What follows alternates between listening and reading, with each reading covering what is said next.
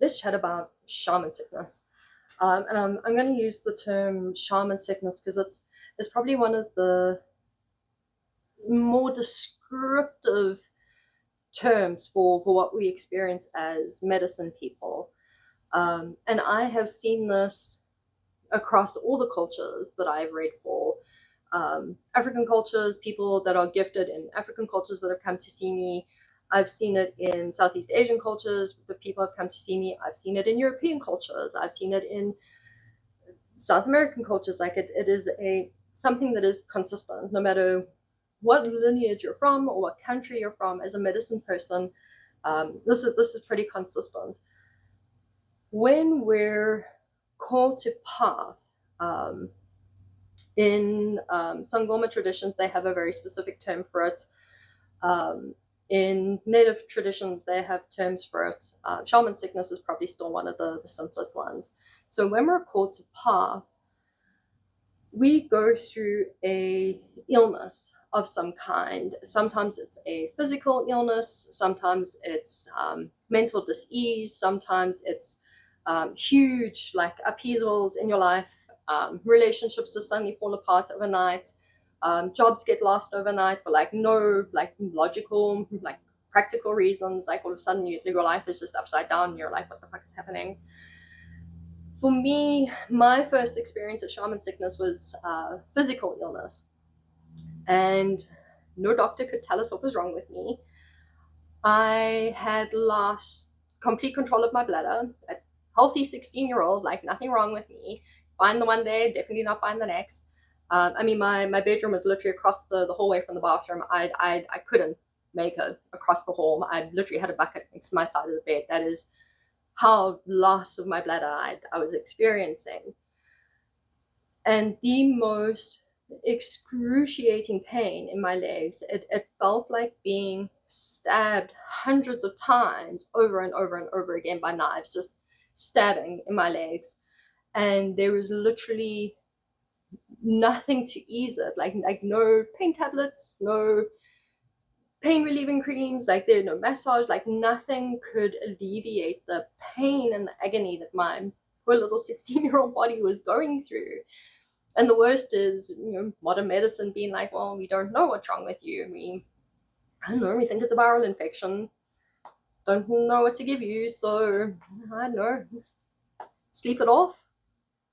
And then for shaman sickness, that is the case. Like modern medicine won't know what is wrong with you because modern medicine is not equipped for us traditional medicine people. Like you're not equipped to understand the experiences and what it's like when we get called to path. So we do have unexplained illnesses. We have, I know for Sangomas, when they're called to the path, pain in their feet, pain in their legs, huge upheavals in their life. Like these are common and consistent. Like I say, across cultures, we experience these things. And it is horribly unpleasant. So when people glamorize being gifted and being psychic and being a medium and being a medicine person, and people are like, oh my God, your gifts are so amazing and it must be so cool to have those, know that some of us have literally gone through physical, emotional, mental, and spiritual hell and back. And the reason for this is that we cannot take anyone through anything that we ourselves have not taken ourselves through. So as a medicine person or a shaman or a sangoma or traditional healer, we have to go through the fire. Like some people are actual like literal fire. I've met quite a few medicine people that have actual like burns on their bodies.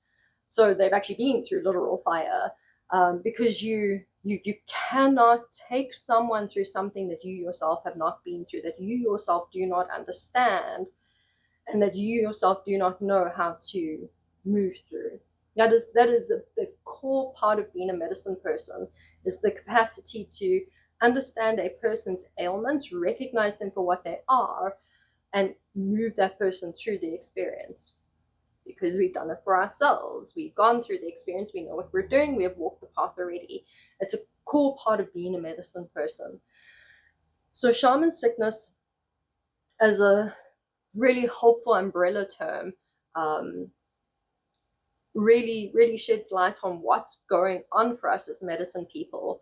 And it's when we're called to the path, your ancestors are now knocking at the door and being like, okay, cool, you need to come and do the work. You need to be like one of us. You're a medicine person. You're going to go through all these trials and you need to walk these fiery paths so that you can take other people through it. And it's not just a one and done deal. It wasn't just, okay, cool, 16, get myself through this excruciating pain and agony and no idea what the hell is wrong with my body. I mean, I lay there for, I don't know, 2 or 3 days just sobbing. All I could do was cry through the experience because it was just so much pain. My poor mother, like all she could do was just hold me and try and soothe me and comfort me any way that she could. And like my poor mother, like had no idea what to do for me. Um, I mean, my parents are both medically trained, like paramedics, like have a decent amount of medical knowledge, and a distressing thing to watch your child go through something that modern medicine can't explain to them. There is nothing that you can do for your child. So like my poor mother, like all she could do was just hold me and try and give me some kind of comfort where I just went through this excruciating agony. Not my only experience with shaman sickness. Um, I've had multiple runs in with shaman sickness. So they come in when we're called to path. It usually arrives when we're going through initiation stages, when we're growing and we're being shaped and molded. I mean, if you think of us as lumps of clay, and the universe is like, stretch you out, and it's squish you over here and pad you over here and pour you over here, and mold you into the medicine person that we need you to be. That shit hurts. Okay, that shit's painful. Like it's uncomfortable. It's uncomfortable. It's distressing. It's disorientating. It's destabilizing. These people that have had far worse experiences than I have. I know people that have literally stood at death's doorstep, like they have had near-death experiences and come back and they're like, okay, cool, I understand now. I must go and walk the path. I've pulled myself from, literally death's door. And so that other people that land up at death's door that aren't supposed to be there, they know how to bring them back because they've done it for themselves. So being a medicine person is it's not a walk in the park, man. It is not for the faint of heart. It has its beautiful moments. Absolutely, we will have phenomenal clients. We will have beautiful enlightening moments. We will have divine conversations with the universe and with the ancestors and the spirits. But there's the other side to it where it's hard and it's grueling and it's literally, it will break you into pieces so that you can be built up into the medicine person that you need to be. So that is why I have a lot of issue when people glamorize psychics and mediums and medicine people and traditional healers, and they're like, oh, it's so wonderful and it's mystical and it's magical and it's amazing. Fuck, it's not. Like a lot of the initiations we go through, the shaman sicknesses, the near-death experiences, I think my last bad illness I had was when I was living in Hanoi. And the funny thing is, a very good reader friend of mine even warned me beforehand. He said, when you get sick in the month of August, like phone me, I will be able to help you through it. And I was like, yes, yes, yes. And I got sick in August and completely forgot like what he had said to me. If I'd remembered, I would have picked up the phone and be like, oh my God, I'm sick, can you help me? But in my state of being so ill, like the thought didn't even occur to me because I was so close to dying. Like if I did not muster up sheer mind over matter to get myself up and out of that bed and out of I was running a fever so bad that I felt like delirious almost from the fever that I was running.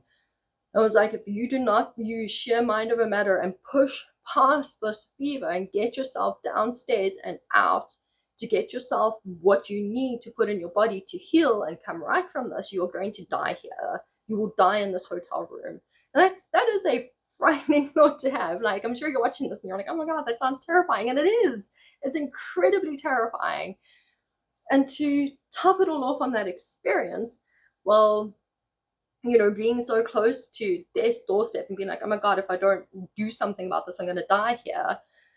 There's probably one of the most profound, deep conversations that I've had with the ancestors and the universe. Like, they showed me, I was literally shown how it all works. I was shown how the universe works. I was shown everything. I was shown everything. I understand. It all makes sense. The way the universe works, the way it's all structured, where we're supposed to go, how we're supposed to be, where we've come from. Like, they showed me everything, and like the peak of my feverish delirium. Like, this is what the universe is now teaching me. And I'm like, could you not wait for me to like be better? And they were like, well, no, it's a great time to be educating you. So, not only do we deal with like undiagnosable illnesses, but the universe is also like, this is a great time to have a chat with you. So yeah, being a medicine person is confusing and disorienting and painful.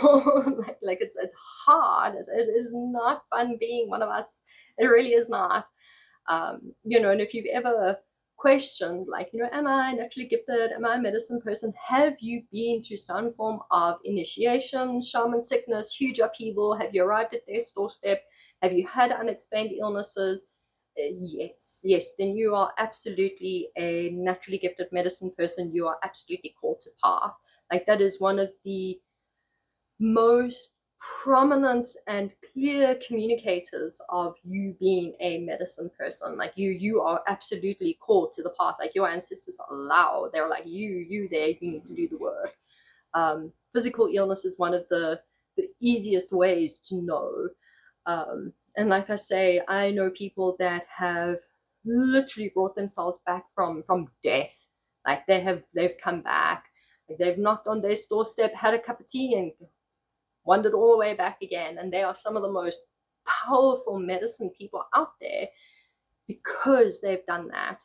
So shaman sickness is very real. The initiations that we go through are very real. And it's no different to, if we lived 10,000 years ago and we lived in traditional cultures and we had predecessors and elders, they would have taken us through those initiations. They would have explained the illnesses and the excruciating pains, and sitting at their doorstep, they would have taken us there and brought and helped to bring us back. But we don't have predecessors and elders. Most of us don't grow up in traditional cultures. Most of us are horribly disconnected from our traditions and our ancestral lines, and especially the people of European descent. We are horribly disconnected from our spiritual selves, and being actually gifted medicine people here. Native cultures, indigenous cultures in Africa, in Asia, like traditional cultures, they still exist. And you do have more of an advantage there because you have got elders that you can go to. You have got medicine people that you can go into and be like, I'm experiencing these things. What am I supposed to do with it? And they can take you through it. But for a lot of us, we're just like, what the actual fuck is happening to us? Right? Am I dying? Like, am I ever going to be okay? Is this going to be my life forever? And for some, they come back with scars. They come back with marks. They come back with deformities. They come back, maybe missing a limb or something. Like, they don't always come back whole. It happens because the severity of the illness is just that intense. It leaves marks. It leaves scars. And it's not really like it's not like a badge of honor, like, oh, check out my, near-death experience scars. It's like you've literally wandered through the depths of hell and back to know how to walk through the depths of hell and back. Because when people come to you as a medicine person, they need to be guided through the depths of hell and back in order to navigate the things that they're navigating, the illnesses that they're navigating, the diseases that they're navigating.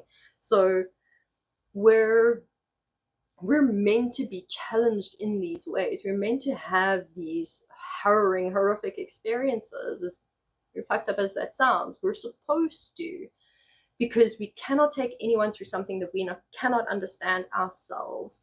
And if we can literally take ourselves to the door of death, have a cup of tea with him, and hot foot it all the way back into the world of the living, we can do that for other people. So here's where modern society is very unhelpful, because sometimes shaman sickness comes through as mental disease, where people will be diagnosed as schizophrenic, bipolar, severe depression, severe anxiety, and they are medicated, they're institutionalized, and there's actually nothing mentally wrong with these people. But because modern medicine can't explain what's wrong with them, it's got to be a psychological issue. No, it is an initiation. It is shaman sickness. And from the research that I've done over the years, there's a number of indigenous and native medicine people that believe that many of the people that are institutionalized and diagnosed as bipolar and schizophrenic and manic, and you're not all there and you're crazy, they're medicine people, because they see things that aren't there, they hear things that aren't there. And there's nothing more disorienting than growing up in a society that says to you, well, if you hear voices, you must be a little crazy. No, you're not. You're gifted. You're literally hearing spirits and people that have passed, and maybe you're a medium, maybe you're psychic. But because the modern world has no space for medicine people, we land up in the wrong places. We don't get the help and the assistance that we need. I thankfully grew up in an incredibly open-minded house, and I was allowed to study witchcraft and shamanism and tarot and spiritual practices, and allowed to choose my own path that felt right for me. If I hadn't, sure, and I don't know if I would have made it out of that hotel room. I would never have made it to Hanoi, actually, because Hanoi was a completely intuitive move for me. It was something where the universe was like, you need to go to this country, you need to go and stretch your soul in this country, you need to go and learn from the ancestors in this country. We will make sure that you get there. Like, don't worry about how to get there, we will get you there. And they did. Like, I had nothing in my bank account to get me there. Like, there was no way, like, logically that I could get there. But they were like, don't worry, we'll get you there, because you are supposed to be there. You need to go there to learn. You need to go and have initiations there. And this is a big challenge for a lot of medicine people, is these unexplainable illnesses, the upheavals. Life literally just overnight, your entire life just falls apart. All of a sudden you're being divorced and fired, and you're just like, what is happening? Am I cursed? Has someone put a curse on me? Is it bad luck? Like, what is this karma? Was I a bad person in my last life? Like, what's brought all this on? And thankfully I've grown into the gift of being able to connect to people's ancestors and connect to people's guides. So when people come to me and they ask those questions and they're like, have I lost my mind? Like, what is happening? Am I cursed? And I can be like, no, it's just the ancestors poking around to kind of like push you onto the right path so you can do the work that you were born for. And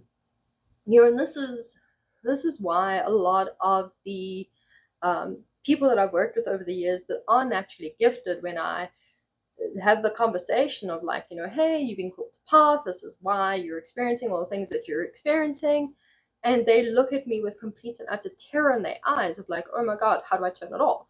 How do I not have to walk this path? Because this path looks like it's going to take me to hell and back. It is going to take you to hell and back, because it's supposed to, but it's not a path that's really like it's not a path for the faint of heart. Like, you've got to be a very specific type of person, a medicine person obviously, but you've got to be a very specific type of person in order to endure the path of a medicine person. So I think that's one of the key reasons that I get pretty heated and annoyed when people glamorize us and they glamorize the work that we do, and we get people that are not one of us. They are not a medicine person, but they portray themselves as one, or they wear the costume as one. It's like they like the incense and wave around their smudge sticks, and they're like, oh, la, la, I'm gonna fix your stuff and cleanse your aura and do all the things. And stop, please stop. It is so disrespectful to the literal pain and suffering that medicine people go through on their path to becoming the medicine people that they are. We don't go to metaphysical class, college, and do our 3-year degree and, okay, cool, we're a medicine person now. It doesn't work that way. Like, we are shoved through the fire, the head first, like shoved through the meat grinder head first. The universe is turning us into, medicine sausages, is what it feels like some days. The things that I've seen other medicine people go through, the experiences that I've had as a medicine person, I think the initiations and being called to path are like the very unglamorized part of being an actually gifted medicine person.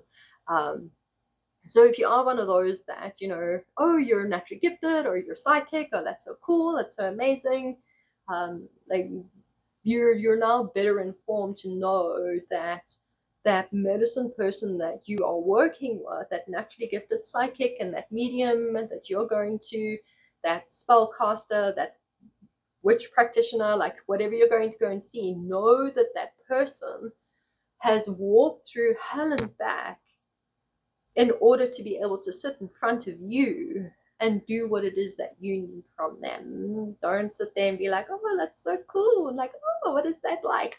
Honey, it's like being shoved head first through a meat grinder. That is what it is like for a good portion of our path. And for those of us that don't understand what's going on, and the ancestors, talk a little bit louder, they just try a little bit harder and they just push a little bit more, and we get pushed to literally near-death experiences, and we've got to bring ourselves back from that, because we have such a huge disconnect from our spiritual traditions and our spiritual roots and our core, like proper ancestry. Because we have such a huge disconnect there, so many medicine people are institutionalized, medicated, and numbed. And it's, oh man, it's sad, because if anything that the world needs right now, it's more medicine people. Like, we are definitely needed right now in this day and age. Like, the world is very, very messed up, and not the way that it should be. So like, we're here for a reason, and to see the ones get left behind and mislabeled and mistreated it's very disheartening to see that. If you are a medicine person, or suspect that you're a medicine person, or suspect that the ancestors aren't here knocking at your door, and you have got unexplained illnesses, or you're hearing things that aren't there, or you're seeing things that aren't there, and you're like, well, what the hell is happening? And you're watching this and you're like, I don't know what to do with it.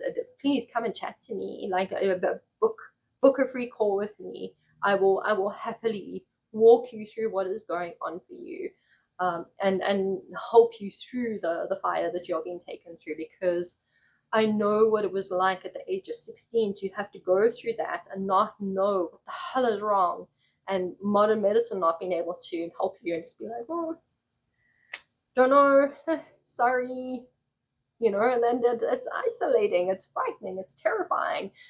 So if you are having these unexplainable illnesses or experiences, seeing things that aren't there, hearing things that aren't there, my door is open to you. My door is absolutely open to you. Like, don't try and wander the path alone. Try and understand it by yourself. There are those of us who have done it. There's those of us who have walked the path. We will hold your hand, because for a lot of us, that's what we need, is someone to hold our hand while we figure out how to walk through the fire. So know that my door is open, and I'm here. It's part of why I'm here. Like, stuck into this lifetime is to help you. So let me hold your hand through the fire.